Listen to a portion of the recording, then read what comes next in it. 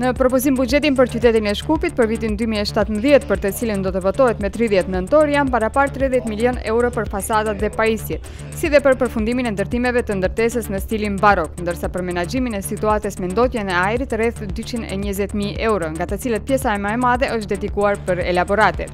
Ditëve të fundit, si edhe çdo vit në këtë periudhë, në Shkup është regjistruar një nivel shumë i lartë i ndotjes së ajrit, ndërsa për Nova mjekët paralemrojnë se sa më zgjat kjo ndotje, aq më lart do të jetë vdekshmëria në mesin e personave me sëmundje kronike.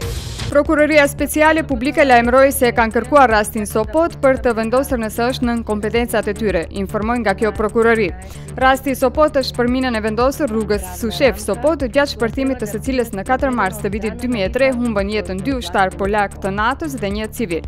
Në bisedimet nga bombat, publiku dëgjoi se për këtë rast 10 vite më radh në burg i kanë kaluar njerëz të pafajshëm. Nova zbuloi se kush qëndron pas firmave të cilët janë që nga fillimi i fushatës parazgjedhore hapin faqe interneti me lajme të trilluara. Një nga firmat ka lidhje me Filip Petrovskin, drejtor të arkivit, ndërsa tjetra me Emil Jakimovskin, nga regjistri qendror në Shkup, që të dy anëtar të VMRO-TPMN-s. Strategji të njëjtë përdor edhe BDI përmes portaleve të cilet janë regjistruar pak para fillimit të fushatës, e që kanë lidhje me familjar të funksionarëve të lartë të BDI-s. Parlamenti Evropian sot votoi rezolut me të cilën nga vendet anëtare të BE-s kërkoi që t'i ngrim bisedimet për anëtarësimin me Turqinë.